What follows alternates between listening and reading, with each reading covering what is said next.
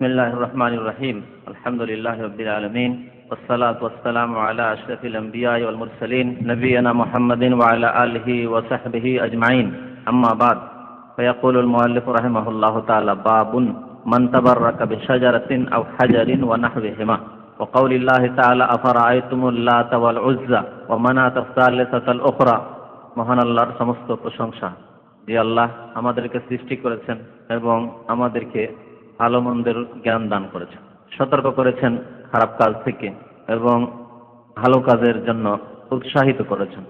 দরুদ ও সালাম নাযিল হোক প্রিয় নবী মুহাম্মদুর রাসূলুল্লাহ সাল্লাল্লাহু আলাইহি সাল্লামের উপর। আল্লাহুম্মা সাল্লি আলাইহি আল্লাহুম্মা বারিক আলাইহি।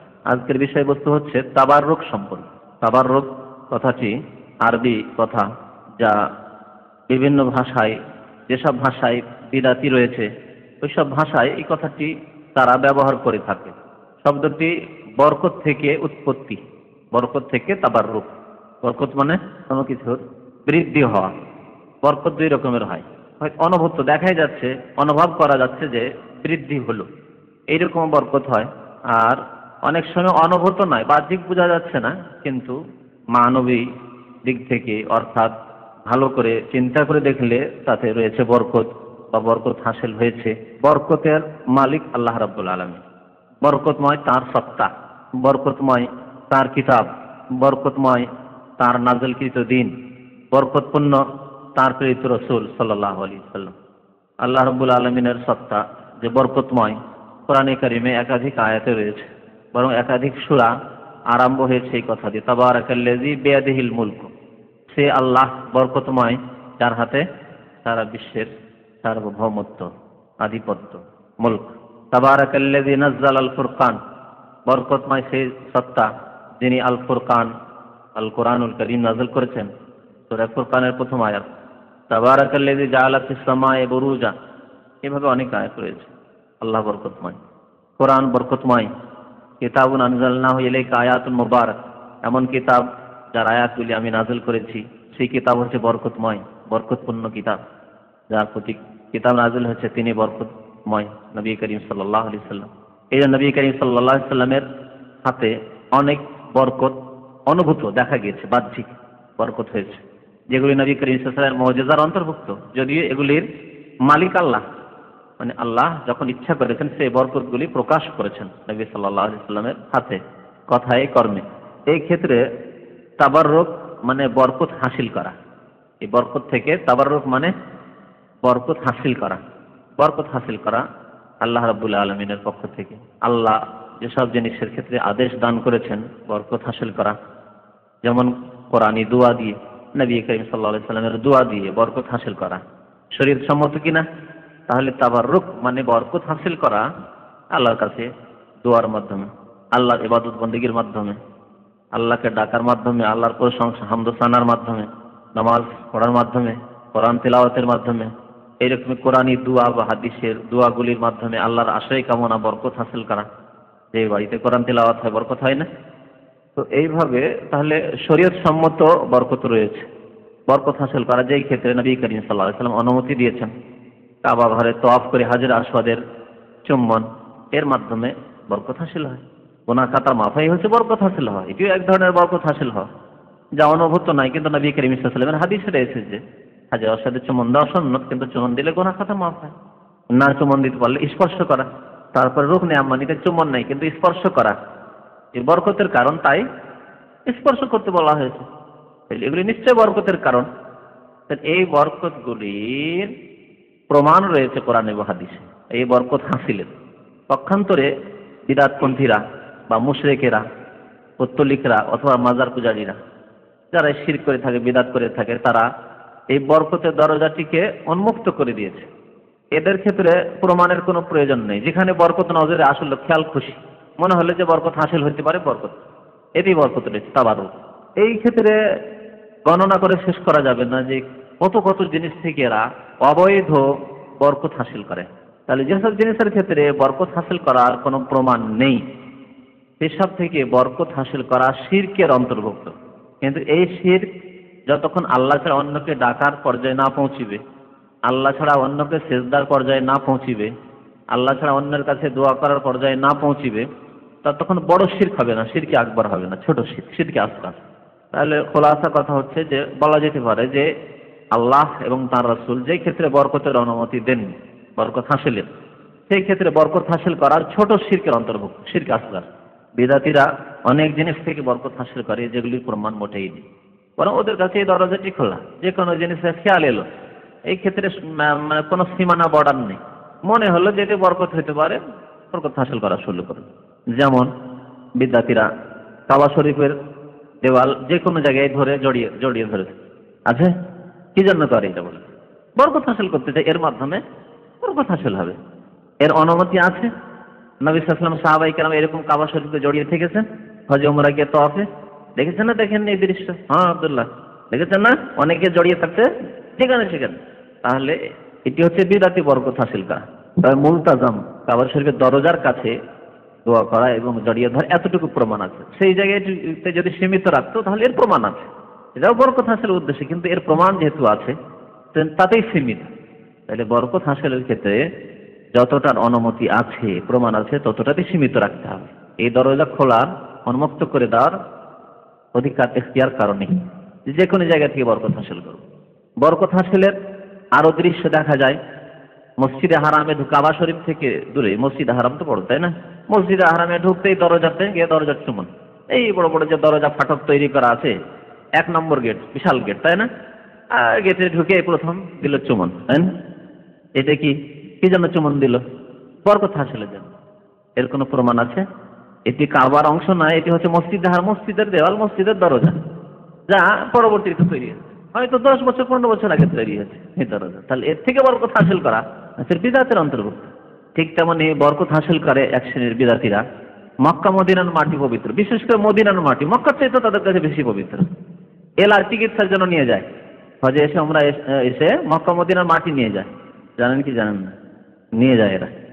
আর অসুখ বিসুখ হলে ওই মাটি লাগায় শরীর, হয়তো কোনো জায়গায় ব্যথা হলে, বা সে বিভিন্ন রকম ভাবে এলার চিকিৎসা, মনে করে যেতে চিকিৎসা রয়েছে, মদিনার মাটিতে চিকিৎসা রয়েছে। এত মক্কা মদিনার কথা বলছিলাম, বাকি কবর মাজারের মাটিতে যে চিকিৎসা তাদের কাছে রয়েছে, কবর পূজারী বিদ্যার্থীদের কাছে, এগুলি সব তাবারুকের অন্তর্ভুক্ত। তার বরকত হাসিল করতে চাই যে পীর সাহেবের মাজারে যদি কিছু মাটি নিয়ে আসতে পারি, বিভিন্ন রকম ভাবে, তাহলে বিদাতি বরকত হাসিল করার তরিকা রয়েছে। মদিনায় এসে নবী করিম সাল্লাল্লাহু আলাইহি সাল্লামের কবরের সামনে ওই জালিগুলোতে চুমন দেওয়া সুন্নতে আছে? নেই। তাহলে তারা করে কেন? তাবাররুক, যে বরকত হাসিলের জন্য, যে এখান থেকে বরকত হাসিল। এক মহিলা একবার চুমন দিচ্ছে, তা আমি নিষেধ করছি, এত রেগে উঠেছে মহিলা আমার উপর, হ্যাঁ এটা করা যাবে না, ওইটা করা যাবে না, এদেশে আসলেই শুধু এই করা যাবে না, এইটা বিদাত ওইটা বিদাত। আসছি কি করতে? তাহলে কি করতে এসছি এত দূরে, এত টাকা পয়সা খরচ করে এসছি, আর চুমন দেওয়া যাবে না, এইটা বিদাত ওইটা বিদাত করে এরা।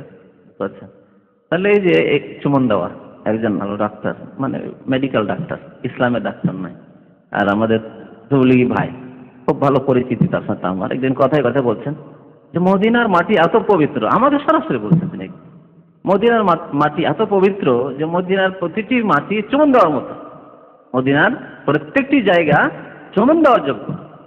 কি জন্য তিনি চুমন দিতে এই আবেগ কেন প্রকাশ করলেন? তাবাররুক, বরকত হাসিল হবে, মদিনার যে কোনো মাটি থেকে বরকত হাসিল হবে। বয়স তার প্রায় 65, আর তখন আমার বয়স 30, ছাত্র জীবন, তখন মদিনায় পড়াশোনা করতাম। তো একসাথে নামাজ পড়তে যাচ্ছি মসজিদে, ওনার চেম্বারে প্রায় গেলে, খুব খাতির টাতির করতেন, ধার্মিক মানুষ। তো আমি ভাবছি যে উনি বয়স্ক মানুষ, আমার একটু সামনে হাঁটবেন, না পিছনে চলে যাচ্ছে, বারবার ট্রেনে ওনাকে আগে দিয়ে করছে, আবার পিছনে চলে যাচ্ছে। হতেই পারে না, আল্লাহু আকবার, আপনি মদিনা শরীফে থাকেন আর আপনার সামনে যাব, বড় বিহার, বুঝতে পারছেন? অথচ আমার বাবার চললো, বাবার বয়সে নেই। তাহলে এটি কি? তাবাররুক। তাবাররুকের যদি উদাহরণ দিতে থাকি তো দিনের পর দিন পার হয়ে যাবে। বিদাতি সমাজে যেসব তাবাররুক হাসিল করার তরিকা রয়েছে, নিয়ম রয়েছে, শেষ হবে না বলে কিছু দৃষ্টান্ত দিয়ে বুঝতে পারবেন যে এগুলি সব বিদআতের অন্তর্ভুক্ত, যেগুলি বাড়াবাড়ি। একজন মানুষ মদিনায় থাকে, সেজন্য তিনিও বরকতময়, বরকতের, তার সামনে এগিয়ে যাওয়া যাবে না, এবং বরং তার দেহের চুমন দেওয়ার যোগ্য। আচ্ছা, এখন পীরতন্ত্রে চলে আসুন, পীরদের মাথা থেকে পা পর্যন্ত সবকিছু চুমন দেওয়ার মতো। কি জন্য চুমন দেয়? পীরের পায়ে চুমন দেয় না, দেয় না? কি জন্য পায়ে চুমন দেয়? পায়ে ময়লা লেগে আছে, ধুলো বালি লেগে আছে। মেডিকেল সায়েন্সের ক্ষেত্রেও যদি মনে করেন যে ধুলো বালিতে চুমন দিলে বিভিন্ন রোগ সৃষ্টি হতে পারে, তাহলে এসবের চুমন কেন দেয়? যদি জানতো যে রোগ সৃষ্টি হবে তো কখনো করতো না, মনে করে বরকত হাসিল, পীরের পা চুষলে বরকত হাসিল হবে, দুনিয়া আখেরাত সুখী হয়ে যাবে, বরকত হাসিল। তাবাররুক হচ্ছে তাবাররুক। আচ্ছা, ফাতিহা খানি বুঝেন, ফাতিহার করায় পীরদেরকে দিয়ে, পীরেরা যখন আসবে তখন মিষ্টি মাস্টি বা খাবার দাবার নিয়ে গিয়ে একটা প্লেটে, ওরা বাড়ির লোক খাবে না, নিয়ে গিয়ে আগে পীর সাহেবের সামনে পেশ করবে।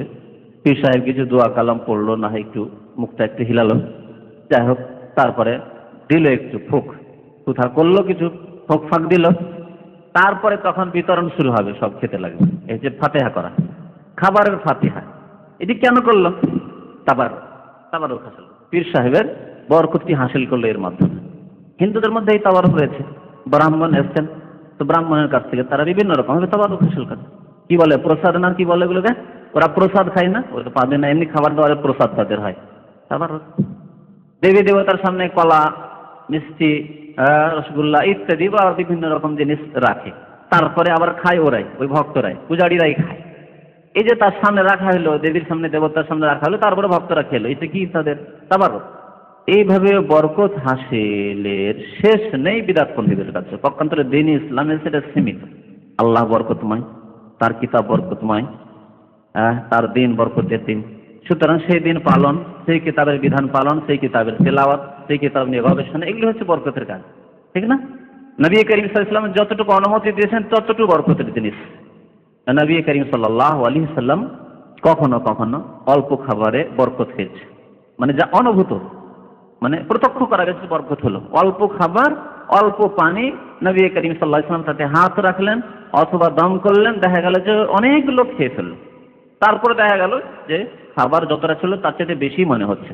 তখন এটি হচ্ছে নবী করিম সাল্লাল্লাহু আলাইহি ওয়াসাল্লামের মুজিজা। দেখুন, একাধিক ক্ষেত্রে নবী সাল্লাল্লাহু আলাইহি ওয়াসাল্লাম হয়েছে। এই বরকতটি নবী করিম সাল্লাল্লাহু আলাইহি ওয়াসাল্লামের সাথে খাস। নবী সাল্লাল্লাহু আলাইহি ওয়াসাল্লামের এই বরকতের সাথে আর কারো তুলনা করা যাবে না। এই জন্য এই রকমের বরকত হাসিল করতে কি আবু বকর কাছে যাননি, অথচ নবী সাল্লাল্লাহু আলাইহি ওয়াসাল্লামের পরে এই উম্মতের উত্তম ব্যক্তি আবু বকর সিদ্দিক রাদিয়াল্লাহু তাআলা। কোন ব্যক্তি আবু বকর সিদ্দিকের জামানায় আল্লাহ রাসূল ইন্তেকালের পরে আবু বকরের কাছে তার খেলাফতের দরবারে যাননি যে এই যে খাবার আমার অল্প রয়েছে আর পরিবারের ছেলে মেয়ে বেশি বা লোকজন মেহমান আজকে বেশি এসেছে, একটু ফাঁক দিয়ে দেন। ফাতিহা করিনি খলিফার কাছে, ওমরের কাছে, উসমানের কাছে, আলীর কাছে, হাসানের কাছে, হোসেনের কাছে, ফাতেমার কাছে, আয়েশার কাছে করেছেন রাদিয়াল্লাহু আনহা। তাহলে আল্লাহ রাসূলের পরে এই ফাতিহার খানি, আল্লাহ রাসূল এর নাম ফাতিহা খানি ছিল না, সাহাবারা বলতেন যে ফাতিহা খানি, এগুলো বিদআতি পরিভাষা। যখন বিদআতি কাজ তখন বিদআতি পরিভাষা।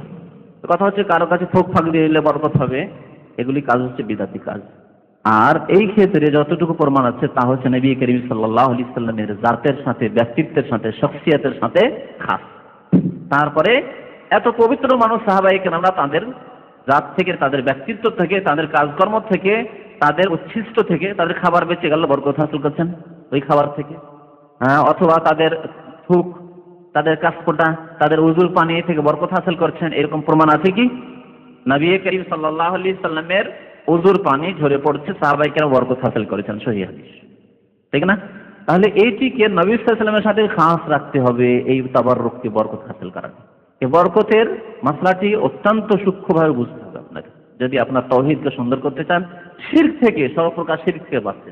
কারণ নবী সাল্লাল্লাহু আলাইহি ওয়াসাল্লামের পরে আবু বকর উযু করেছেন, ওমর উযু করেছেন, ওসমান, আলী, খোলাফায়ে রাশিদিন, সাহাবা 1,24,000 বেশি সাহাবায়ে কেরাম, নারী পুরুষ তারা উযু করেছেন, কেউ কারো উযুর পানি থেকে বরকত হাসিল করেন। তাহলে বোঝা যাচ্ছে এই ক্ষেত্রে নবী সাল্লাল্লাহু আলাইহি ওয়াসাল্লামের সাথে কারো তুলনা চলে না বলে সাহাবারা নবী সাল্লাল্লাহু আলাইহি ওয়াসাল্লামের সাথে তুলনা কারো করেননি, এবং নবী সাল্লাল্লাহু আলাইহি ওয়াসাল্লাম ছাড়া অন্য কারো উযুর পানি থেকে বরকত হাসিল করেননি। পক্ষান্তরে আজকাল বিদআতপন্থী মহলে পীর সাহেবের থুক থেকে তো বরকত হাসিল হয়, কাশ পোটা থেকে বরকত হাসিল হয়। এই পানের পিক থুক থুক করে ফেলছে, আর সেই পানের পিক থেকে বরকত হাসিল করে। দেখেছেন, শুনেছেন না শোনেননি? আব্দুল মনিন ভাই নাই, না হলে চট করে বলে উঠত যে ওদের সিলেটের ফুলতুলি পীরের কথা বলতে চোখের দেখা তার, যেহেতু তারা ওই পীরেরই ভক্ত ছিলেন। তো বলছে যে পানের পিক প্যাচ প্যাচ করে পানের পিক ফেলছে, আর মুরিদরা সাথে সাথে পানের পিক ওই খয় আর জর্দা, আর এই জর্দা ছাড়া তো তার পান খাওয়া হয় না, ও হারাম জিনিস রাখলে তো পান খাওয়াই হবে না। তবে জর্দা আর আপনার ওই সুপারি এসব খেয়ে যে পিক ফেলছে, আর নিয়ে চেহারা, মুখে, হাতে মনে নিল, কি জন্য করে? তাবাররুক। এই হচ্ছে তাবাররুক, বরকত হাসিল করে। তারপরে পীরদের ঘটনা, হাদিস ওয়ালা হারাজ, এই হাদিসের অংশ বললাম। হাদিস ওয়ালা হারাজ মানে যত পারো বর্ণনা করো, শেষ নেই বর্ণনা করে। ওয়ালা হারাজ অসুবিধা নেই বর্ণনা করলে, মানে যা কিছু বর্ণনা করবেন তা বাস্তব সত্য। আমার এক বন্ধু আলেম, তিনি বলছেন যে একবার পীর সাহেব এসছেন, তিনি কিন্তু সুন্নত মোতাবেক চলনেওয়ালা মানুষ। তিনি বলছেন একবার পীর সাহেব এসছে, শুনলাম টাউনে, তো যাই পীরের সাথে দেখাই করি কি করে। দেখি পীরের হাত পা মাথা থেকে পা পর্যন্ত মালিশ চলছে, আর মহিলাদেরকে দিচ্ছে, যুবতী যুবতী মহিলা মুরিদদের বউ, স্ত্রীরা, মেয়েরা, বউরা এসে ওই হাত পাঠিয়েছে, হাত পাঠিয়ে চলছে। বলেন কি জন্য বলেন? করবেন অন্য কোন নেতার? হ্যাঁ, আপনার রাজনৈতিক নেতা এসছে করবেন, চেয়ারম্যান এসছে, এমপি এসছে করবেন না করবেন না? এই এমপি থেকে কি আর বরকত হাসিল করবে? তাবারুক নাই ওখানে, এই জন্য। হ্যাঁ করতে পারে তাবারুক, ওই দুনিয়াবি তাবারুক। যদি মনে করে এই এমপি যদি আমার বউটা গিয়ে বা আমার মেয়েটা গিয়ে বা আমার বোনটা গিয়ে হাত পাঠিবে, তাহলে একটা চাকরি পেতে পারি, তাহলে করতে পারে দুনিয়াবি স্বার্থে। কিন্তু এখানে পীরের হাত পাঠিবার জন্য বউ বেটিকে পাঠিয়ে দিল, কি জন্য? চাকরির জন্য না, কি হ্যাঁ ইহলৌকিক পরলৌকিক তাবারুক হাসিল করবে, এর মাধ্যমে বরকত হাসিল হবে, আমার মেয়ের ভাগ্য উজ্জ্বল হবে, আমার স্ত্রীর ভাগ্য উজ্জ্বল হবে, হ্যাঁ আমার পরিবারের বরকত হাসিল হবে, ইত্যাদি ইত্যাদি। এগুলো কি? বিদাতি শিরকি তাবারুক, বাড়াবাড়ি মানুষ সম্পর্কে, এগুলো সব তাবারুকের অন্তর্ভুক্ত। তাহলে তাবারুক সম্পর্কে যত বয়ান করবেন শেষ নেই। কবর মাজারে গিয়ে যা কিছু হয়, তেনা বাঁধা দেখেছেন? তেনা পীর আছে আমাদের দেশে। এই যে তেনাটা বেঁধে আসলে কি জন্য?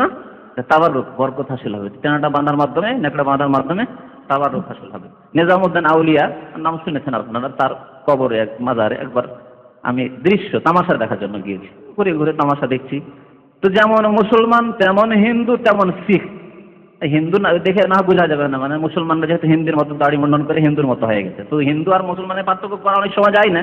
আর অনেক সময় যায় কেন, হিন্দু মহিলাদের ওই কি আছে সিন্দুর দেখে অনেক সময় পার্থক্য করা, যেটা তো দেখতে পাচ্ছি। আর শিখ দেখলে তো বোঝা যাবে কমপক্ষে, এরা বাতিল হলেও মুসলমান চাইতে একদিকে ভালো যে তাদের ঐতিহ্যকে ঠিক রেখেছে, আমরা শিখ, দাড়ি মোচ, আর তাদের চুল দেখে বোঝা যাবে যারা শিখ। তো যেমন মুসলমান তেমন হিন্দু তেমন শিখের ভিড় ভাড়, সবাই এসে তেনা বাঁধছে চলে যাচ্ছে, ওই যে মাজারের জালি আছে তেনা বাঁধছে আর চলে যাচ্ছে। এটা কি? তাবারুক। এগুলো হলো তাবারুক। ঢেলাপির আছে আমাদের দেশে, আছে ঢেলাপির, এককালে দীর্ঘদিন হয়ে যাচ্ছে। আমি গিয়েছিলাম একটা জলসাই, তো আমরা কয়েকজন আলেম ছিলাম, তো এই রাস্তা দিয়ে আমাদেরকে নিয়ে আসছে। গ্রামাঞ্চলে গিয়েছি, তো গরুর গাড়িতে, গ্রামাঞ্চলে গরুর গাড়িতে করে নিয়ে যায়, গরুর গাড়িতে, আজকে থেকে 15 বছর 18 বছর আগে ঘটনা। তো গরুর গাড়িতে আসছি, তো দেখছি যে একটা গাছের তলায় ঢেলার পালা লেগে আছে। তো জিজ্ঞেস করলাম যে এত এরকম পালা কেন ঢেলার, এতক্ষণে ঢেলা এখানে? লোকেরা বলে এটা হচ্ছে ঢেলা পীর, এখানে পীরের আস্তানা আছে, আর যে কেউ রাস্তা দিয়ে যায় বিদাতি এলাকা, মাজার পূজারি এলাকা, যে কেউ একটা করে ঢেলা মারবে, বলছেন শয়তানকে ঢেলা মারবে বা যে বরকতের ঢেলা মারবে, এটা হচ্ছে তাবারুক। তাবারুক ঢেলা মারা মাত্র 3 দিন, আর মাত্র জামরাতে হচ্ছে খাস। কেউ যদি বলে যে জামরাতে গিয়ে আমরা মেনাতে যখন জামরা উস্তা আর উলা আর আকাবা বড় মেজো ছোট জামরাতে আমরা যখন পাথর মারছি শয়তান, কিন্তু এখানে ঢেলাপিরকে, ঢেলাপিরের এখানে আমরা ঢেলা মারছি, চলবে না? চলবে না, এই দরজা খোলা। ওই মাত্র 10 তারিখ 11, 12, 13 তারিখ, মানে 4 দিন, আর সেও এই জামরাতে সীমিত। আল্লাহর আদেশ যে আল্লাহর জিকিরকে প্রতিষ্ঠিত করার জন্য, কায়েম করার জন্য হচ্ছে রামিউল জিমার, এই জামারাতে কঙ্কন মারা। তাহলে ঢেলাপির হচ্ছে নাজায়েজ তাবাররুক, শিরকি তাবাররুক। এরকম তাবাররুক সম্পর্কে বলতে গিয়ে হিন্দু বা অমুসলিমদের মধ্যে যেসব তাবাররুক রয়েছে, তাছাড়া মুসলিমদের যে বিদাতি তাবাররুক যত রয়েছে আর যত প্রকরণ রয়েছে, শেষ করতে পারবেন না। বিদাতি মহলে যারা বসবাস করেছে তারা আমার থেকে বেশি জানে যে কত রকমের তাবাররুক হাসিল হয় তাদের মধ্যে। হিন্দু সমাজে তাবাররুক রয়েছে, ব্যভিচার করে তাবাররুক হাসিল হয়। একটি রাত রয়েছে তাদের বিশেষ পূজায়, সেই রাত্রে অন্ধকার লাইটে হঠাৎ করে বন্ধ করে দেওয়া হবে, আর যে যার সাথে জেনা করতে পারে, এই জেনার মাধ্যমে যে সন্তান জন্মাবে সে মহামানব হবে, মহামানব হবে। এই হচ্ছে তাবাররুক, অন্ধকার রাত্রে তাবাররুক। এইরকমই অনেক মরিদরা এত পীরের অন্ধভক্ত হয় যে তাদের বউ বেটি পীর সাহেবের জন্য হালাল।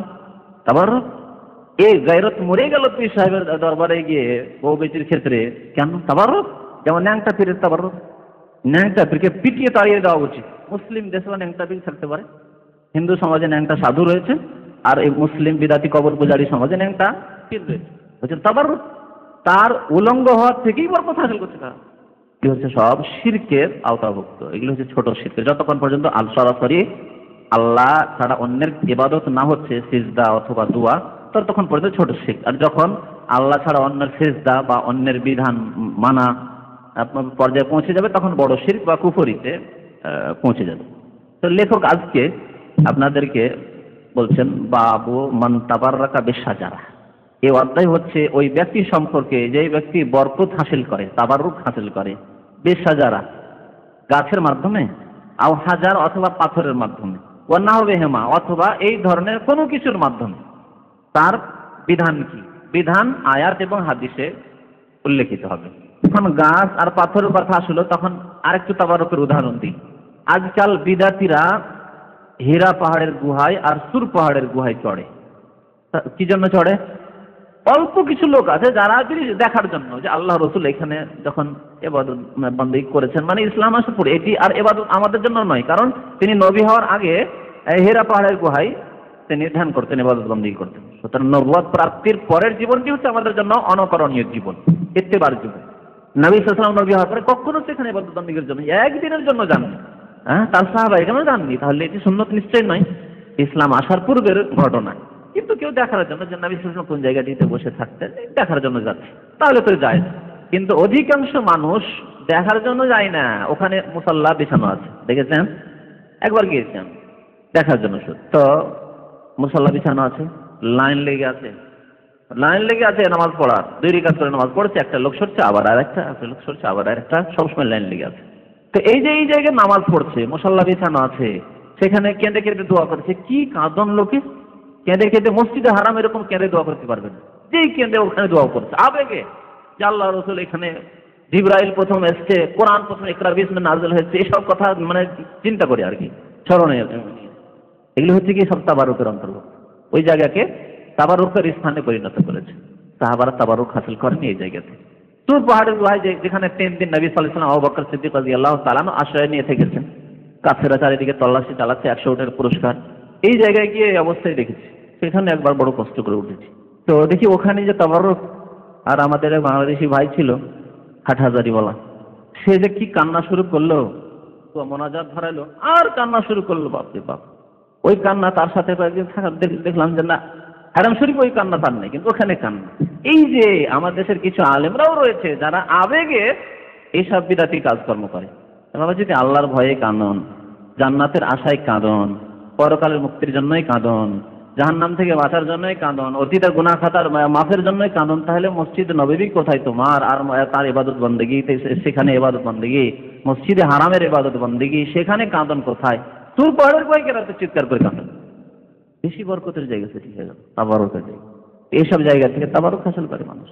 ওই রকম নবী করিম সাল্লাল্লাহু আলাইহি ওয়াসাল্লামের জন্মের জায়গাটি মাওলিদুর রাসূল বর্তমানে একটা লাইব্রেরির আকারে রয়েছে। এই জায়গা থেকে এত বেশি তাবারুক হাসিল করতো যে বড় শিরক পর্যন্ত করতো। এই জন্য বলেছে তাবারুকের একটা পর্যায়ে গিয়ে বড় শিরকে পরিণত হবে।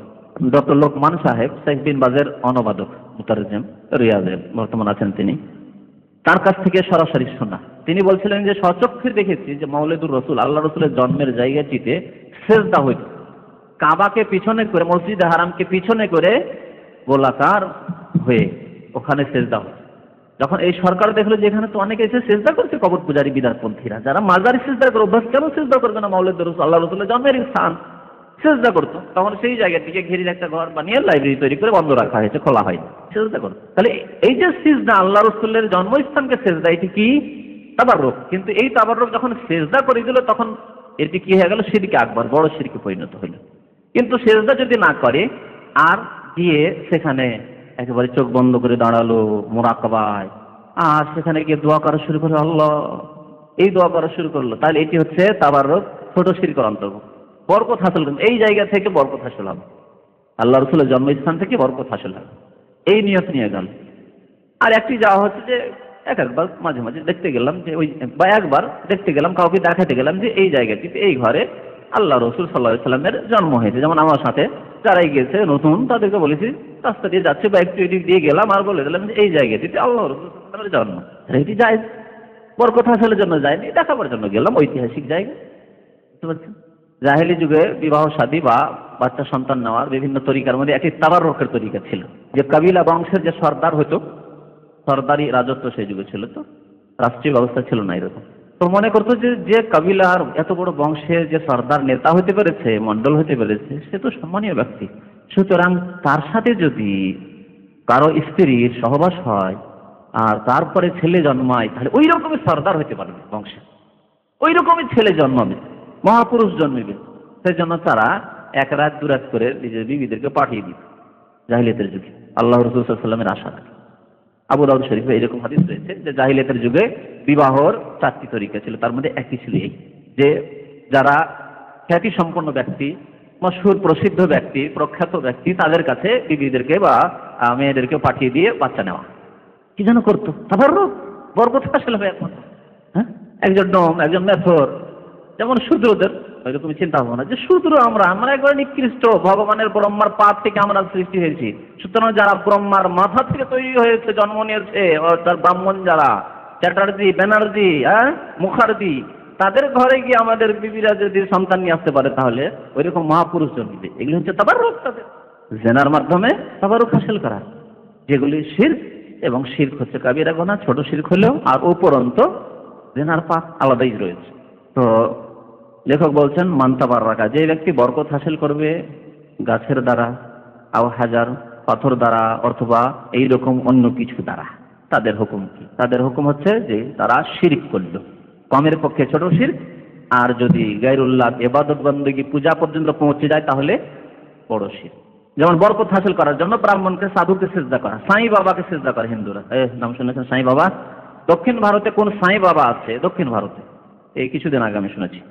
তো ভারতের রাষ্ট্রপতি পর্যন্ত আর প্রধানমন্ত্রী পর্যন্ত এই সাই বাবাকে গিয়ে সিজদা করে আসে। এই যে রাষ্ট্রপতি একটা নামে মুসলমান, কি নাম তার? নামটা আব্দুল কালাম। আসলে আব্দুল কালামই, আসলে আব্দুল্লাহ নয়। তো এই আব্দুল কালাম ওই সাই বাবাকে সিজদা করে আসে। বড় বড় নেতারা, প্রধানমন্ত্রী অটল বিহারী তখন ছিল, সাই বাবাকে সিজদা করে। কি জন্য সিজদা করতে যায়? হ্যাঁ, বরকত হাসিল। এই সাই বাবাকে সিজদা করলে আমাদের রাজত্ব টিকে থাকবে, আমরা 5 বছর পরে ইলেকশনে আবার জিততে পারবো। বড় বড় নেতা নেত্রীরা যায়, আট্রসি মাইজ ভান্ডারি যায়, চাদর চড়াতে যায়। এই চাদর কি জন্য চড়ায়? তাবারকের জন্য। এরশাদ সাহেব যেত, জানেন না? আট্রসি যেত না? হ্যাঁ, কি জন্য? তাবারক হাসিল করতে। তাহলে আমার ইলেকশনের সময় প্রচুর ভোট আসবে আর আমি চিরকাল এই বাংলাদেশের রাষ্ট্রপতি থাকবো বা প্রধানমন্ত্রী থাকবো ইত্যাদি, এখানকার নেতৃত্ব দেব। কিন্তু আল্লাহ রাব্বুল আলামিন ওমাই ইউহিনিল্লাহু ফামা লাহু মিন মুকরিম, যাকে আল্লাহ অপদস্থ করেন, লাঞ্ছিত করেন, তাকে কেউ সম্মান দান করতে পারে না। মনে কেউ কষ্ট নেবেন না, কোন মানে পার্টির লেভেলে থাকলে। প্রথম কথা, একজন মুসলিম এগুলো থেকে বারাত জাহির করবে। এসব মানব রচিত পার্টি থেকে সম্পর্ক ছেদের ঘোষণা করবে একজন মুসলিম। কথা শুনে রাখেন, যে কোনো পার্টি হোক না, মানব রচিত দল, মানব রচিত পার্টি, মানে প্রথম আপনার ঈমানকে ঠিক করার জন্য আপনার দল হচ্ছে আল্লাহ এবং রাসূল। আপনি থাকবেন আল্লাহ দিনের সাথে এবং রাসূলুল্লাহ সাল্লাল্লাহু আলাইহি ওয়াসাল্লামের সুন্নতের সাথে। আর যখন আল্লাহ এবং রাসূলের সাথে থাকবেন তখন এই সমস্ত পার্টি থেকে আপনার সম্পর্ক ছেদের ঘোষণা করতে হবে, যেমন ইব্রাহিম আলাইহিস সালাম করেছেন। না হলে কোনোদিনই আপনি মুমিন হতে পারবেন না। আপনার লেজুর লাগাই রয়েছে কোনো দলের সাথে, অথচ তারা মানব রচিত বিধান দিয়ে ফয়সালা করে, মানব রচিত বিধানে বিশ্বাসী, গণতান্ত্রিক পদ্ধতিতে বিশ্বাসী, অথবা সেকুলারিজমে বিশ্বাসী, ন্যাশনালিজম জাতীয়তাবাদে বিশ্বাসী, আর আপনি নিজেকে মুসলমান মনে করছেন? কখনো না। সুতরাং এই ধরনের যখন আলোচনা করি তখন কিছু কিছু মানুষকে কষ্ট হয়। কেউ যদি জাতীয় পার্টি হয়, ওহো এরশাদ সাহেবের কথা বলে দিল রে বাবা। কেউ যদি বিএনপি হয় তাহলে বাপরে আমাদের নেত্রীর কথা বলে দিল, বলতে কষ্ট। কেউ যদি আওয়ামী লীগ হয় তো তারই কষ্ট। কেউ যদি জামাতি ভাই হয়, গণতন্ত্রের কথা বলে দিই আর বলে দিই যে ইসলামিক গণতন্ত্র মানে ইসলামিক মত, তো তাদের কষ্ট। না, এরকম কষ্ট নিলে হবে না, কষ্ট নিলে হবে না। সব বাতিল জিনিস থেকে সম্পর্ক ছেড়ে ঘোষণা করুন। আর বলুন আবুদু মা তাবুদুন ওয়ালা আনতুম আবিদুনা মা আবুদ ওয়ালা আনা আবিদু মা আবাদতুম ওয়ালা আনতুম আবিদুনা মা আবুদ লাকুম দীনুকুম ওয়ালিয়া দীন। তাহলে মুমিন হতে পারবে। আর যদি ঝাল লাগে তো জানবেন জানেন ইমানে ত্রুটি আছে। যদি কষ্ট লাগে তার মানে যদি এহসাস হয় যে আমাকে কষ্ট হয়ে গেল, কেমন কথা হুজুর বলে দিলেন, তাহলে জানবেন যে আপনার ইমানে ত্রুটি আছে। এই ত্রুটি সংশোধন করুন। তো কথা হচ্ছে যে এরা বরকত হাসিলের জন্য চাদর চড়াতে যায়, বরকত হাসিলের জন্য পীর সাহেবের দরবারে যায়। বড় আলেমও যদি চলে আসে সাক্ষাতের জন্য যাবে না, কিন্তু পীর সাহেব যদি আসে সাক্ষাতের জন্য যাবে, পীর সাহেব সাক্ষাৎ করে আসে। আচ্ছা, এই বিশ্ব ইজতেমা হয় তখন এই রাষ্ট্রপতি আর ওই আপনার প্রধানমন্ত্রী এরা যায়, 5 ওয়াক্ত নামাজ পড়ে না, যেখানে ইসলাম শেষ হয়ে গেল। কিন্তু বছরে এবার বিশ্ব ইজতেমা হয়েছে, শেষ মোনাজাতে হাজির হইতে হবে তাদেরকে। এটা কি তাবাররুক? ভালো করে শুনে রাখেন আর দিমাগের ধোলাই করেন। সাফ করতে হবে, আগাছা ঢুকে গেছে, ধুলো বালি ময়লা মাটি ঢুকে আছে, এগুলোকে সাফ করেন, ফ্রেশ করেন ব্রেন। তাবাররুক। যদি সত্যি আল্লাহর কাছে নাজাত চাই, ওই নাজাতের জন্য তোমার মোনাজাতে যায়, তাহলে সেই ব্যক্তি 5 ওয়াক্ত নামাজ কায়েম করবে। আল্লাহ বলছেন আল্লাযীনা ইন মাক্কান্নাহুম ফিল আরদ আকামুস সালাতা ওয়া আতাউজ যাকাতা ওয়া আমারু বিল মারুফ ওয়া নাহাউ আনিল মুনকার ওয়ালিল্লাহি আকিবাতুল উমুর। আল্লাহ বলছেন যাদেরকে আমি নেতৃত্ব দেব, আল্লাযীনা মাক্কান্নাহুম ফিল আরদ, জমিনে যদি শক্তিশালী করি, তাদেরকে ক্ষমতা দিই, প্রধানমন্ত্রী করি, তাকে রাষ্ট্রপতি করি, তাকে যদি এমপি করি, আমি সংসদের মেম্বার করি, তাহলে আকামুস সালাহ, তার কাজ কি হবে? মদের লাইসেন্স দেওয়া, জেনার লাইসেন্স দেওয়া, বেশ্যাখানার, আর ওই মাজার নির্মাণের জন্য পয়সা দেওয়া, বাজেট তৈরি করা, বিল পাস করা না। আকামুস সালাহ কি করবে? সালাত কায়েম করবে, নামাজ কায়েম করবে, প্রতিষ্ঠিত করবে। একজন রাষ্ট্রনেতা নামাজ প্রতিষ্ঠিত করবে না মানে শুধু নিজে? কখন নামাজ প্রতিষ্ঠিত হবে একজন রাষ্ট্রনেতা? যখন নিজে এবং নিজের দেশবাসী নামাজ পড়তে বাধ্য হবে, এমন আইন তৈরি করবে যার মাধ্যমে দেশের লোক, জনসাধারণ, প্রজা নামাজ পড়তে বাধ্য হবে। এটি হচ্ছে নামাজ প্রতিষ্ঠা একজন রাষ্ট্রনেতার জন্য। আমার নামাজ প্রতিষ্ঠা, আমি একজন সাধারণ মানুষ, আপনার নামাজ প্রতিষ্ঠা হচ্ছে আপনি নিজের নামাজ কায়েম করুন, আর আপনার পরিবার, আপনার স্ত্রী, আপনার ছেলে মেয়ে নামাজ পড়ুক, তাহলে নামাজ কায়েম হইল। আর আপনি নিজে মুসল্লি, আপনার স্ত্রী নামাজ পড়ে কিনা খুব খবর নেই, আপনার ছেলেমেয়েরা, সাবালক ছেলেমেয়েরা নামাজ পড়ে না, কোনো খোঁজ খবর নেই, তাহলে নামাজ কায়েম হইল? কখনো কায়েম হলো না। তাহলে আপনার যতটা ক্ষমতা রয়েছে, আপনার রাজত্ব আপনার বাড়িতে চলছে, সুতরাং আপনার বাড়ির লোকেরা, পার্সনরা যখন নামাজ কায়েম করবে, তাহলে আপনি আকামুস সালাহ করলেন, নামাজ কায়েম করলেন আপনি। তেমনই যারা রাষ্ট্রের নেতা হয়েছে, আল্লাহ বলছেন তাদেরকে আমি শক্তিশালী করি, জমিনে ক্ষমতা যদি দিই, প্রথম কাজ হচ্ছে নামাজ কায়েম করা। তো নামাজ কায়েম করলে কি করতে হবে? সরকারের আইন তৈরি করতে হবে যে বেনামাজি যদি থাকে তার এই পানিশমেন্ট রয়েছে। আজকে মাত্র একটা পলিথিন ব্যাগ যদি কারো হাতে দেখা যায়, তার জন্য ফাইন, আর নামাজ ছাড়লে কোনো অপরাধ নেই। গার্ডেনে, পার্কে যদি জেনা ব্যভিচার করে, কোনো শাস্তি নেই, সম্মতি রয়েছে যে দুইজনের সম্মতি, তো ক্যা করেগা কাজী? হ্যাঁ, মিয়া বিবি রাজি, তো ক্যা কর লেগা কাজী?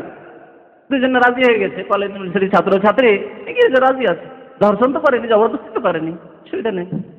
আকামুস সালাহ, নামাজ কায়েম করবে। নামাজ কায়েম করলে তাদের উচিত যখন আজান হচ্ছে, সাথে সাথে দেশের দোকানপাট বন্ধ হয়ে যেতে হবে। যেই দেশে আজান হয়ে গেল, নামাজ হয়ে গেল, একামত হয়ে গেল, সবকিছু হয়ে গেল, দোকানপাট সবকিছু খোলা আছে, ব্যবসা বাণিজ্য সবকিছু চলতে আছে, তারা কি সেখানকার সরকার আকামুস সালাহ করলো? কেন করলো না? কেন এই আইন কি তৈরি করতে হবে না মুসলিম সরকারকে? 56টি দেশের কোনো একটি দেশে এই আইন নেই, সৌদি আরব ছাড়া, যে আজান হলে দোকানপাট, কাজকর্ম, ব্যবসা বাণিজ্য বন্ধ নেই। কেন? তাহলে কি জবাবদাহি করবে কাল কিয়ামত? অথচ আখিরি মোনাজাতে বরকত হাসিলের জন্য, তাবারুকের জন্য চলল, জান্নাত নিয়ে চলে আসবে। সেটা বড় বড় আলেম ওলামা, হুজুর, পীর, আউলিয়া কেরামরা আসবেন, তাদের তাবারুক হাসিল করে ফিরে চলে আসবে। আকামুস সালাহ। আর কি বলেছেন আল্লাহ? ওয়া আতাউজ যাকাত, যাকাত দিবে। কোটি কোটি পয়সার মালিক তারা। বড় বড় ইন্ডাস্ট্রি 5 বছরের জন্য আসলে ইন্ডাস্ট্রি আর ফ্যাক্টরি তারা মালিক হয়ে যায়। তাদের জাকাতগুলি কোথায়? কোন গ্রামে এসছে তাদের জাকাত বন্টন করার জন্য? লোকেরা বলছে এটি হচ্ছে অমুক মন্ত্রীর, আর এই হচ্ছে রাষ্ট্রপতির, এ হচ্ছে অমুকের, এই যে অমুকের, অমুক নেতার, এই জাকাত। সৌদি আরবে যারা নেতৃস্থানীয় ব্যক্তি, তাদের জাকাত বন্টন হয়। রমজান মাসে আমার কাছে অনেক ভাইরা খোঁজ খবর নিয়ে আসেন যে অমুক অমুক মহিলা আমিরা এসেছিলেন, তিনি জাকাত বন্টন করার জন্য। আলবাদি এক ভাই গত বছর বলছেন যে আমিরা এসছেন, অর্থাৎ রাজকুমারী, আসার পরে জাকাত বন্টন করছেন। আর কি ভিড়! তাহলে এখানে শোনা যায় যে হ্যাঁ, জাকাত যারা রাষ্ট্রীয় ক্ষমতায় রয়েছে তারা জাকাত বন্টন করছে, কিন্তু কোথায় এই সব অন্যান্য মুসলিম দেশে কোথায় জাকাত রয়েছে তাদের? হ্যাঁ, তারা জাকাত দিবে কি? জনসাধারণের ট্যাক্স খেতে খেতে খেতে, হারাম খেয়ে খেয়ে তাদের পেট ভর্তি হয়ে গেল জাহান্নামের আগুন দিয়ে। যে ট্যাক্স নেওয়া হচ্ছে কাবিরা গুনাহ, হারাম। ট্যাক্স ছাড়া মুসলমান মুক্তি পাবে না সেসব।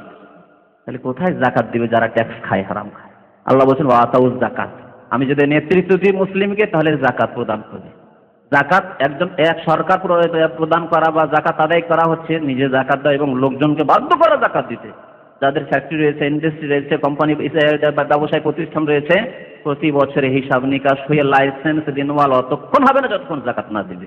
যেমন সৌদি আরবে আছে, আপনার মুআসসাসা যদি কোম্পানি থাকে, আপনার লাইসেন্স রিনিউয়াল হবে না, চেম্বার অফ কমার্স হবে না যতক্ষণ আপনি জাকাত পেমেন্ট না করবেন। এই হচ্ছে ইসলামিক সরকারের প্রমাণ। আমার দেশের মানুষদেরকে ইসলাম নজরে আসে না। সৌদি আরব আসলেও এত কানা, রাত কানার মতো কানা। রাত কানা কি দেখবে? রাতের অন্ধকারে লাইট দিয়ে আলোকিত করে রাখলেও দেখতে পাবে না, ওই রকম এরা রাত কানা। আসার পরে বলে এই আমাদের সৌদি আরব চাইতে ভালো, ওই ভারত সৌদি আরব চাইতে ভালো। আউযুবিল্লাহ, এরকম কথাবার্তা বলে। রাতকানা দেখতে পাচ্ছে না যে এখানে নামাজ প্রতিষ্ঠিত হচ্ছে, আকামুস সালাত ও আতাউজ যাকাত, যাকাত প্রদান হচ্ছে, দেখতে পাচ্ছ না যাকাত দিচ্ছে, যাকাত বাধ্য করে আদায় করা হচ্ছে। এবং এই যাকাত দিয়ে যদি ওই জেলে যান তাহলে খোঁজ খবর রাখবেন, জেলে যাদের পানিশমেন্ট হয়ে আছে হয়তো অ্যাক্সিডেন্টের কারণে বা বিভিন্ন ফাইন তাদের উপর রয়েছে, দিতে পারছেন, এই জন্য 6 মাস 1 বছর 2 বছর জেলে রয়েছে, তাদেরকে সেখান থেকে উদ্ধার করা হচ্ছে। রমজান মাস আসলে, কুরবানির সময় আসলে তাদেরকে উদ্ধার করে কোথা থেকে? ওটার পেমেন্ট করা হয় ওই যাকাত থেকে, যাকাত দিয়ে এদেরকে মুক্ত করা হয়। ওয়া আতাউজ যাকাত। আর কি করবো? আমারু বিল মারুফ, সৎ কাজের আদেশ করবে, ওয়া নাহাউ আনিল মুনকার, যে কোনো সৎ কাজের আদেশ করবে। আর অন্যায় কাজে কি করবে? সরকার বাধা দেবে, অন্যায় কাজে বাধা। দেখেন আলহামদুলিল্লাহ, শিকতে এই অন্যায় কাজ শুরু করেছে, ব্লু ফিল্মের সিডি বিক্রি করা শুরু করলো, এমন মার পড়েছে আলহামদুলিল্লাহ। আল্লাহ এই সরকারকে আরো সৎ কাজের তৌফিক দান করে। এমন তাদের উপর আঘাত পড়েছে যে সাফ হয়ে গেছে, রাস্তা এত নাটক করে চলে ব্লু ফিল্মের সিডি দিয়ে যে একজন ভালো মানুষের চলাফেরা মুশকিল ছিল। শিকত আমি আমার ফরজ যদি না হয়তো আমি শিকতে ঢুকতাম না, আর ঢুকলেও দেখতাম যে রিক্সে ঢুকে আমার কাজ হয়ে যায়, সবজি নিতে হবে, সবজিটা নেওয়া হয়ে গেলো, বা একটা বাকালে যেতে হবে, কাজ হয়ে গেলো, তাড়াতাড়ি ফিরে। আর না হলে কোনো ভাইকে বলেন ভাই এই জিনিসটা কিনে দিই, এই অবস্থা ছিল। একটা ভালো মানুষ মুসলিম ঢুকতে কি করে পারে, এই অবস্থা করে দিয়েছিল এই বিদেশিরা, যারা এই পাপ করার জন্য এই দেশে। আলহামদুলিল্লাহ, ওয়া আমারু বিল মারুফ ওয়া নাহাউ আনিল মুনকার। এখানে একটি সংস্থা রয়েছে, যে সংস্থার নাম ইসলামিক সংস্থা, তার নাম হচ্ছে হাইয়াতুল আমরি বিল মারুফ ওয়া নাহি আনিল মুনকার। এমন একটি সংস্থা যার নাম হচ্ছে ভালো কাজের আদেশ দেওয়া তাদের ডিউটি, আর খারাপ কাজে বাধা দেওয়া, খারাপ কাজ নির্মূল করা, অন্যায় কাজকে সাফ করা, অন্যায় কাজে বাধা দান করা তাদের কাজ। হাইয়াতুল আমরি বিল মারুফ ওয়া নাহি আনিল মুনকার, যাদেরকে হাইয়া হাইয়া বলে যারা বুঝে, বিভিন্ন জায়গায় তাদের অফিস রয়েছে।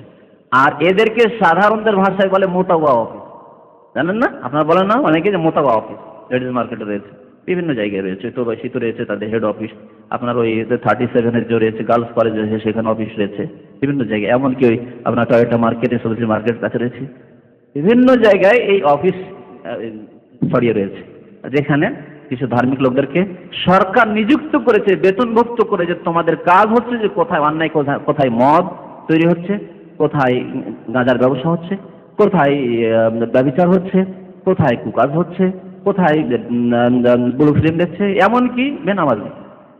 কয়েক সপ্তাহ আগে টয়োটাতে কিছু বেনামাজি লোককে ধরে নিয়ে এসছে, নামাজের সময় তারা রাস্তায় বসে থাকে, এরকম তাদেরকে ধরে নিয়ে এসছে। দেখেন সরকার এতটুকু পালন করছে, যদিও পুরোপুরি পালন করা হয়তো সম্ভব হচ্ছে না এলাকায়, কিন্তু আমি দেখেছি আল কাসিম এলাকায়, রিয়াজ এলাকায় এখন ওইরকম ভাবে দলবদ্ধ হয়ে বসে থাকে, যেমন দামাম খবরে বসে থাকে, উপায় নেই, এখন সাথে সাথে ধরে নিয়ে যাবে। যখন আমি কাসিমে ছিলাম তখন একবার 30 জন বাংলাদেশিকে ধরে নিয়ে এসছে, যারা আসরের নামাজে রাস্তায় বসে নাই। এখানে তো এই দুঃসাহসিকতা দামাম করে যে রাস্তায় বসে থাকে বেনামাজিরা, তারা ঘুমিয়েছিল, আরামে নাকে তেল দিয়ে ঘুমিয়েছিল বাসায়, তাদের বাসায় নক করেছে, বাসা করে সব ঘুমিয়ে 30 জনকে ধরে নিয়ে এসছে। কোনোদিন তারা নামাজ পড়েন, তাদের কাছে খবর ছিল যে এরা নামাজ পড়েন, ধরে নিয়ে এসছে।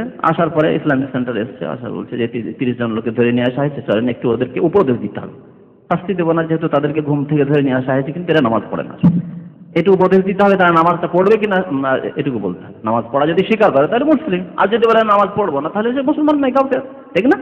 তার যদি তওবা করে না, স্বীকার করলো, বলে তওবা করলো, তাহলে ছেড়ে দেওয়া হবে। নামাজ তারকারী বিধান যে একটি কিতাব আছে, অনুবাদ করেছি, হুকম তারিকুস সালাহ, নামাজ তারকারী বিধান, ওই বইটি নিয়ে যাওয়া হলো, প্রত্যেকে একটি করে বই দিয়ে দেওয়া হলো, তাদেরকে একটু উপদেশ দেওয়া হলো কিছুক্ষণ, তারপরে তারা সবাই অঙ্গীকার করলো যে নামাজ পড়বো, এটা দেওয়া হলো। এ হচ্ছে হাইয়াতুল আমরি বিল মারুফ ওয়া নাহি আনিল মুনকার, যা সৌদি আরবে এই প্রতিষ্ঠান রয়েছে। পৃথিবীর কোনো দেশে এই প্রতিষ্ঠান নেই, অথচ মুসলিম নেতৃত্ব কোন প্রতিষ্ঠানে আছে যে অন্যায় কাজকে নির্মূল করার জন্য কোনো সংস্থা আছে? আলেমদের হাতে এই নেতৃত্ব দেওয়া হয়েছে, যারা ইসলাম সম্পর্কে জ্ঞান রাখে তাদেরকে এই নেতৃত্ব দেওয়া হয়েছে, এবং তাদেরকে এই ক্ষমতা দেওয়া হয়েছে। তোমাদের সাথে পুলিশ থাকলো, এদের সাথে পুলিশ বাহিনী দেওয়া হয়েছে, যে তোমরা অন্যায়কে নির্মূল করতে গেলে তোমাদের পুলিশের প্রয়োজন পড়তে পারে, দেখো তোমাদের প্রত্যেকটি হায়ার অফিসার পুলিশ আছে কোথাও। তারপরে যদি রাতকানা বলে আমার দেশ সৌদি আরব চাইতে উত্তম, সে বড়ই রাতকানা, হ্যাঁ, লাইটে কিচ্ছু দেখতে পায় না।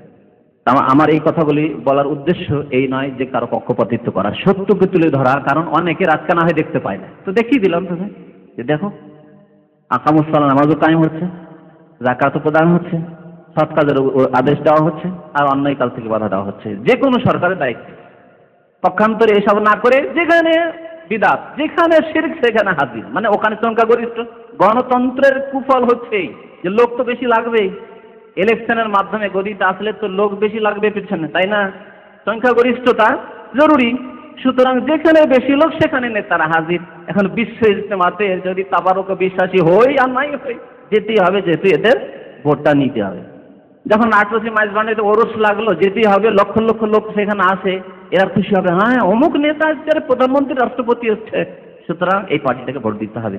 এই আগের যে দলটা ছিল না, ওরা তো আসতো না, ওদেরকে ভোটটা দেওয়া যাবে না, এই পার্টির নেত্রী এসছে অথবা নেতা এসছে, সুতরাং এদেরকে ভোটটা দিতে হবে। এই হচ্ছে তারা আসলে পেটের ব্যবসা, গদির ব্যবসা করছে। কিন্তু আমাদের পীর মোল্লা বিদাতিরা তার বুঝে ওঠে না, ওরা মনে করলে যে আমাদের ফেভারের লোক। ওদের কোনো ধর্ম নেই, ওদের ধর্ম হচ্ছে গদি, আর ওদের ধর্ম হচ্ছে পেট, আর ওদের ধর্ম হচ্ছে গাড়ি বাড়ি নারী। এ হচ্ছে অবস্থা। শাহজালাল মাজার থেকে বলছে অভিযান শুরু করবে, তো শাহজালাল মাজার থেকে লোকজনকে দেখিয়ে দিল, হ্যাঁ অমুক নেত্রী পৌঁছে গেছে। প্রথম আরম্ভই করলো শাহজালাল মাজার থেকে, যে শাহজালালের দেশ ওই শাহজালাল, আল্লাহর দেশ না, শাহজালালের দেশ। বুঝতে পেরেছেন? আল্লাহ বলছে ইন্নাল আরদা লিল্লাহ, জমিন পৃথিবী আল্লাহর, যত দেশ আল্লাহর। কোরআনে আল্লাহ বলছেন, এই বলছে শাহজালালের দেশ, 12 আউলিয়ার দেশ।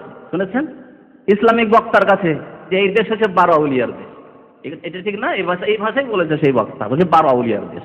আল্লাহ বলছে ইন্নাল আরদা লিল্লাহ, বলছে 12 আউলিয়ার দেশ। তো বরকত হাসিল করা ছোট শিরক, যেসব বরকতের কোনো প্রমাণ নেই। নবী করিম সাল্লাল্লাহু আলাইহি ওয়াসাল্লাম আরেকটি কথা এখানে আরো বলে দিই, যেহেতু বরকতের বিষয়টি অত্যন্ত গুরুত্বপূর্ণ বিষয়। এই ক্ষেত্রে অনেকের পদস্খলন ঘটেছে, ভুল হয়েছে। নবী সাল্লাল্লাহু আলাইহি ওয়াসাল্লাম ইন্তেকালের পরে কেউ বরকত হাসিল করেনি। সাহাবায়ে কেরাম আমরা আল্লাহ রাসূল ইন্তেকালের পরে আল্লাহ রাসূলের কোনো কিছু থেকে বরকত হাসিল করেনি, অর্থাৎ আল্লাহ রাসূলের কবর থেকে, আল্লাহ রাসূল হুজরা শরীফ থেকে, আল্লাহ রাসূল যেই জায়গায় নামাজ পড়তেন, নামাজ পড়াতেন মেহরাব থেকে, আল্লাহ রাসূলের মিম্বার থেকে বরকত হাসিল এসব করেন, তাই না? সুতরাং নবী করিম সাল্লাল্লাহু আলাইহি ওয়াসাল্লামের কোনো কিছু থেকে, অর্থাৎ কবর থেকে, হুজরা থেকে, মেহরাব থেকে, এসব জিনিস থেকে বরকত হাসিল করা, কবরের কাছাকাছি হুজরা শরীফের কাছে গিয়ে দোয়া করা, আল্লাহর কাছে দোয়া করলো বরকতের জন্য, এগুলি হচ্ছে সব ছোট শিরকের অন্তর্ভুক্ত। আর নবীর কাছেই যদি দোয়া করে তাহলে বড় শিরকের অন্তর্ভুক্ত। মহান আল্লাহ ইরশাদ করেছেন ওয়াকাউলিল্লাহি তাআলা, মহান আল্লাহর বাণী, আফারা আইতুমুল লাত ওয়াল উজ্জা, আচ্ছা তোমরা দেখেছো কি লাত উজ্জা, অর্থাৎ আরবি ভঙ্গিমা, তোমরা দেখেছো কি, অর্থাৎ তোমরা জানো কি লাত এবং উজ্জা সম্পর্কে? লাত উজ্জা কি ছিল? এগুলি হচ্ছে দেবী। লাত এবং উজ্জা দেবী কাদের? আরবের মুশরিকদের। উজ্জা ছিল দেবী আর লাত ছিল দেবতা, মানে পুরুষ। লাত সম্পর্কে আব্দুল্লাহ বিন আব্বাস রাদিয়াল্লাহু তাআলা আনহুর হাদিস রয়েছে বুখারী শরীফে, যে লাত একজন সৎ লোকের নাম ছিল, ইসমু রাজুলিন সালেহ, সৎ লোক। প্রাচীন যুগে যখন হাজিরা হজ করতে আসতো, তখন মেনা, আরাফা, মুজদালিফাতে সে হাজিদের খেদমত করত। ইয়ালুত্তু সাউইক আলিল হুজ্জাজ, হাজিদের জন্য ছাতু ঘোল করত। ছাতু ঘোল করে খায় না, সেনেও খায় শুকনো করে, আর ঘোল করেও খায়। ছাতু ঘোল করতো আর ঘোল করে ছাতু পান করাতো, যেটাতে পানাহার দুটির কাজ হতো। এই খেদমতটি করতো। যখন এ মারা গেল, তখন নেক মানুষ, আল্লাহর ওলি, তখন এর পূজা শুরু হয়ে গেল। মুশরিকরা, আরবের মুশরিকারা এই লাতের পূজা শুরু করলো। এটি হচ্ছে প্রসিদ্ধ মত এই লাত সম্পর্কে। উজ্জা আজিজ থেকে দেবী, উজ্জা দেবী, এই উজ্জা দেবীর পূজা করছে তারা। তো দেবী দেবতার পূজা প্রাচীন যুগ থেকে চলে আসছে, যা হিন্দুদের মধ্যে রয়েছে, কিছু দেবী কিছু দেবতা, তাই না? দেবী দেবতা এরা বরকত হাসিল করতো লাত উজ্জা থেকে। উজ্জা থেকে বরকত কেমন হাসিল করতো দেখেন, যখন খালিদ বিন ওয়ালিদ, আবু সুফিয়ান এরা মুশরিক অবস্থায় ছিল, আর ওহদের যুদ্ধে মুসলমানরা ক্ষতিগ্রস্ত হলেন, নবী সাল্লাল্লাহু আলাইহি ওয়াসাল্লামের দাঁত মোবারক শহীদ হলো, আহত হলেন নবী সাল্লাল্লাহু আলাইহি ওয়াসাল্লাম, সাহাবায়ে কেরাম 70 জন শহীদ হয়ে গেলেন। তারপরে যুদ্ধ থেমে গেল। পরাজয় বলা যায় না ইসলামের বা মুসলমানদের সেই সময়, কিন্তু ক্ষতিগ্রস্ত হয়েছিল সাহাবায়ে কেরামরা। তো সেই সময় চিৎকার করে বলেছিল এই আবু সুফিয়ান মুশরিকদের প্রমাণ করছিল, নেতৃত্ব দিচ্ছিল। সে বলেছিল, কি বলেছিল? লানাল উজ্জা ওয়ালা উজ্জা লাকুম, বলেছিল হে ওমর, হে আবু বকর, হে উসমান, হে আলী, শুনে নাও হে মুসলমানরা, আমাদের উজ্জা দেবী রয়েছে, আজকে আমাদেরকে ইজ্জত দান করেছে। উজ্জা থেকে ইজ্জত, সম্মান। তো তাদের ধারণা ছিল যে উজ্জা দেবী যদি খুশি থাকে, রাজি থাকে, তাহলে বিজয় হাসিল হয়। যেমন হিন্দুদের কিছু দেব দেবতা সম্পর্কে এইরকমই আকিদা, বিশেষ বিশেষ দেবী দেবতা সম্পর্কে বিশেষ আকিদা।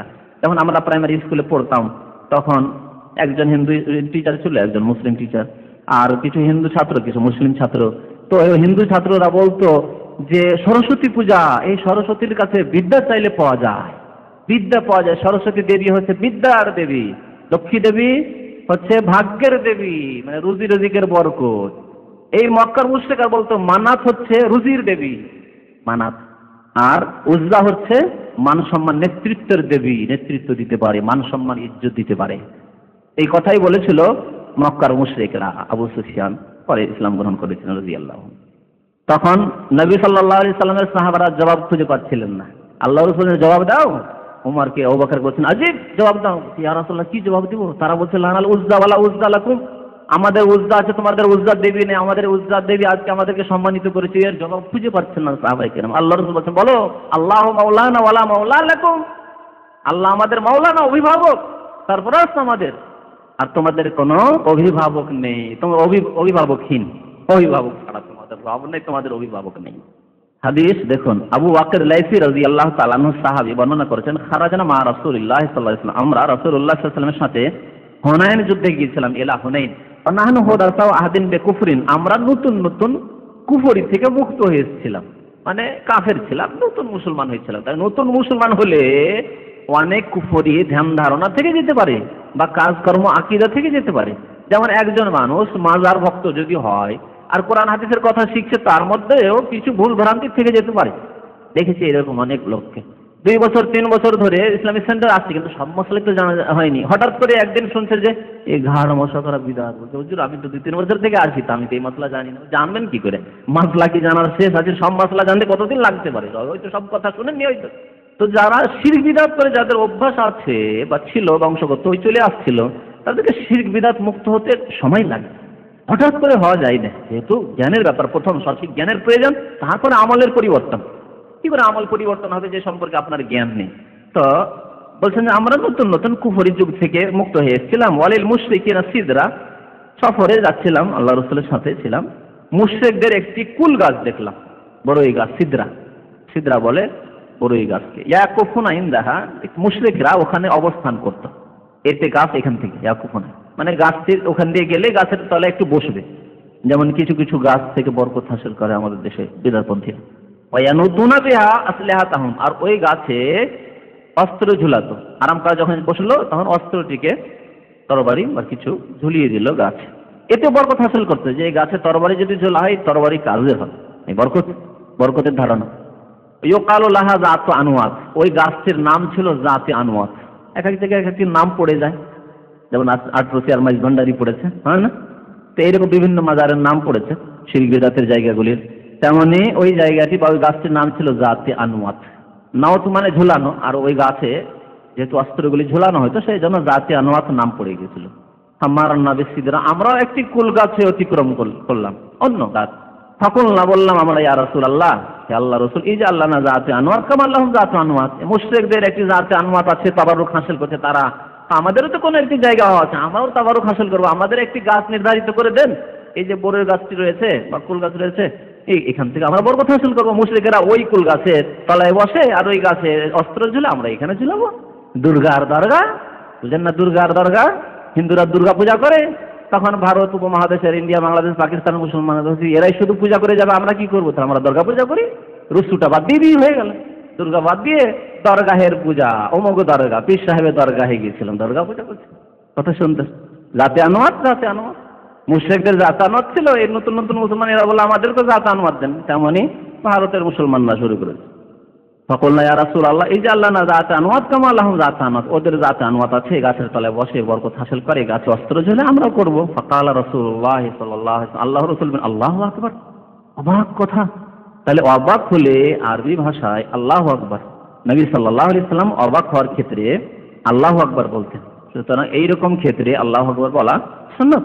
কেউ আশ্চর্যজনক কথা বলছে, ভালো কথা হোক আর মন্দ হোক, আশ্চর্য হতে পারে, সেই ক্ষেত্রে আল্লাহু আকবার, তাই প্রথম আল্লাহু আকবার বলার পরে তাই বলেন, আশ্চর্য হলে তাই নাকি, সত্যি? তার আগে বলে আল্লাহু আকবার, আল্লাহ মহান। ইন্নাহা সুনান, এ তো হচ্ছে রীতিনীতি, এ হচ্ছে প্রাচীন যুগের রীতিনীতি। কুলতুম, যে কথা তোমরা বলেছো, ওয়াল্লাযী নাফসি বিয়াদিহি কামা ক্বালাত বনী ইসরাঈল, যেমন বনী ইসরাঈলা মুসা আলাইহিস সালামকে বলেছিল, মুসা আলাইহিস সালামের সামনে তারা আরজ করেছিল, তখন তোমরা এরকম আরজ করলে। শিরকি কথা, ইজ আল্লাহ না ইলাহান কামা লাহুম আলিহা। মূসা আলাইহিস সালাম যখন সমুদ্র পার হয়ে চলে আসলেন, ফেরাউন জালেম আর ফেরাউনের সৈনিক থেকে মুক্তি পেলেন, ধ্বংস হয়ে গেল ফেরাউনের সৈন্যরা সব ধ্বংস হয়ে গেল ডুবে। মূসা আলাইহিস সালাম তিহের ময়দানে নিজের অনুসারীদেরকে বনী ইসরায়েলদেরকে নিয়ে আসলেন। ওখানে এসে দেখলেন যে একদল ইয়াকুফুনা আলা আসনামিন লাহুম, কোরআনে এই ঘটনা বর্ণনা করা হয়েছে। মূর্তি পূজা হচ্ছে, এখানে মূর্তি পূজা হচ্ছে। এই দেখে বনী ইসরায়েল কি বলেছিল, এই যে আল্লাহ না ইলাহান কামা লাহুম আলিহা, এরা চোখে দেখে মাবুদের পূজা করছে, প্রতিমা পূজা করছে, তো আমাদের এক একটা ব্যবস্থা করে দেন না, আমরাও করবো, চোখে দেখে পূজা করবো, মনটা লাগবে। শিরক কিন্তু এইভাবে শুরু হয়েছে।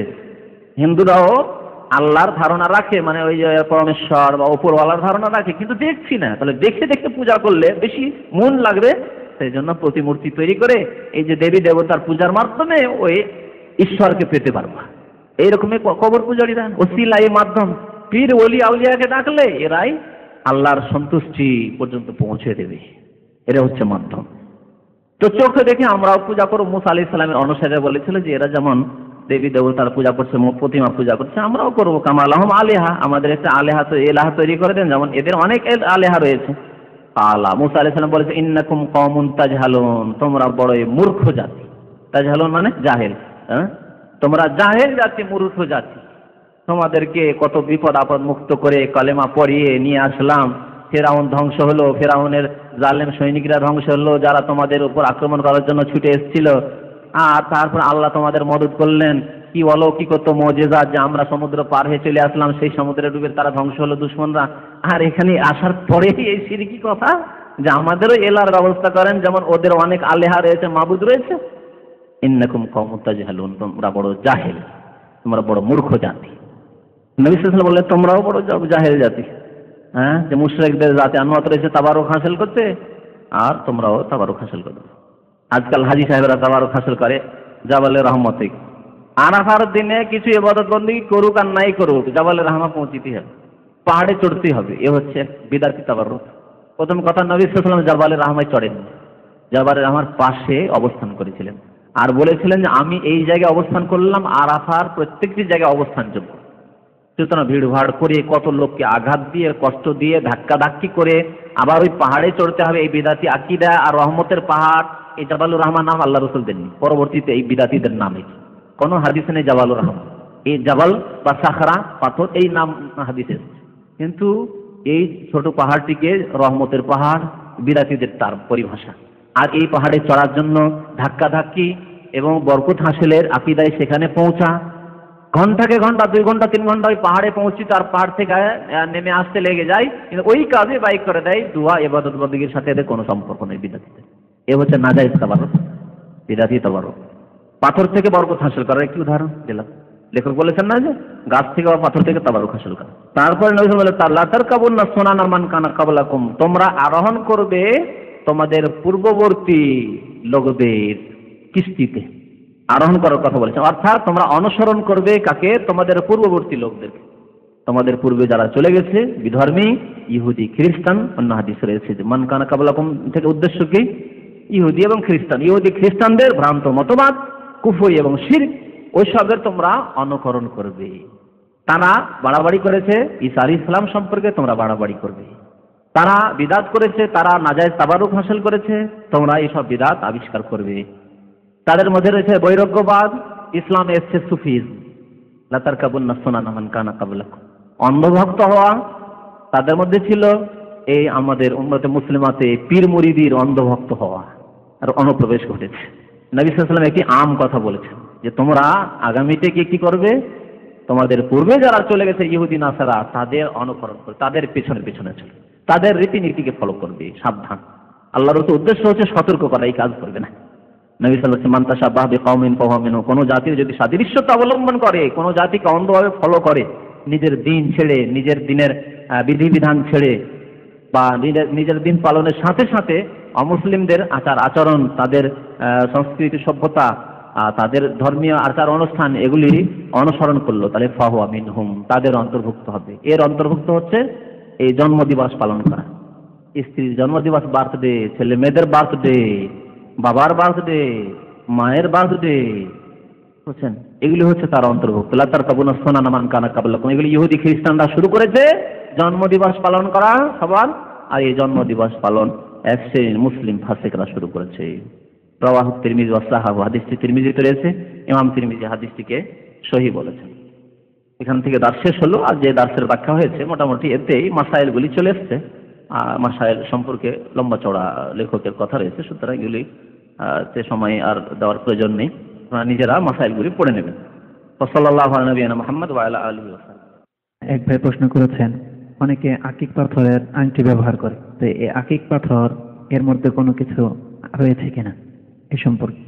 আকিক পাথরের এই সম্পর্কে কোন সহিহ হাদিস আমার জানা নেই যে আকিক পাথরের আংটি পড়লে ভাগ্যবান হবে। কি করলো সে এমন সৎ আমল? হ্যাঁ, কোন সৎ আমল? এগুলি ভ্রান্ত কথাবার্তা, ভুল কথাবার্তা। নবী সাল্লাল্লাহু আলাইহি ওয়াসাল্লাম যে আংটি পরেছেন একটি গরজে পরেছেন, সেই গরজ আমাদের নেই, সুতরাং আংটি পরাও যে বিরাট সওয়াবের কাজ এমন কিছু না।